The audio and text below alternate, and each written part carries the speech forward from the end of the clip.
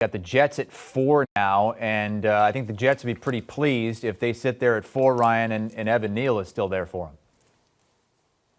And Evan Neal's who they're taking. So they have Elijah Vera-Tucker, who they drafted last year. They have Mekhi Becton, who they've drafted along the offensive line as first-round picks. And now they get one more piece of that puzzle in Evan Neal. We heard Scott Pioli talk about it yesterday in HQ, that Evan Neal, while he's a fantastic talent, hasn't quite lived up to the expectations this season. He struggled a little bit in that national championship game. And I think that might be sort of the consensus as we get close to the draft process. That said, he's a fantastic player, played really well throughout his career at Alabama, where he played left tackle, right tackle, left guard. And for me, I slide him between Jedrick Wills, who's a high ceiling sort of player, and Alex Leatherwood, who he replaced last year at Alabama. Goes to New York, protects Zach Wilson, who took what felt like 500 sacks this year, and that offense gets a little better with a quarterback now with a year experience under his belt.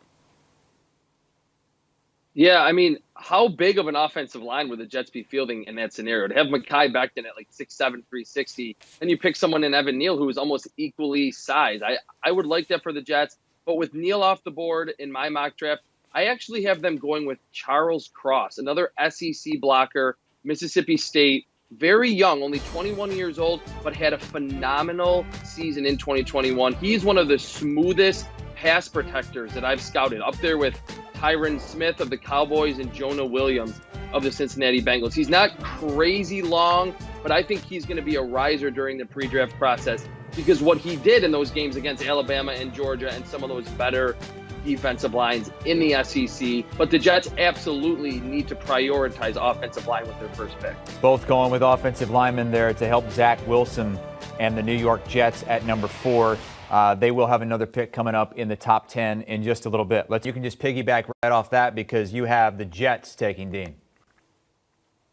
Yeah, like Chris, he's my number 1 off-ball linebacker. And as Chris noted, he had a career game last night, which says something for a guy who had plenty of career games throughout his season at Georgia. Also, by the way, electrical engineering maker, so he's no dummy. He's an incredibly smart guy, great teammate, great locker room guy. And now the Jets get someone to help on defense to go along with their other first-round pick, Evan Neal. I feel like that would be a home run for Robert Saleh heading into year 2 if he could get those 2 players in the top 12 picks there.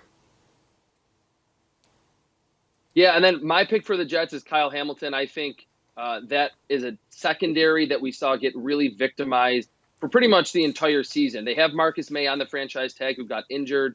He's set to hit free agency. I think Robert Saleh would like to bring back Marcus May, who was really their only playmaker in that secondary. But if you add Kyle Hamilton to that group, I think Saleh, who is clearly a brilliant defensive mind from the time we saw him in San Francisco, could do a lot of different things with Kyle Hamilton and let him roam free at the second and third levels of that defense. So we both like Kyle Hamilton a lot, and I think he's locked into the top 10.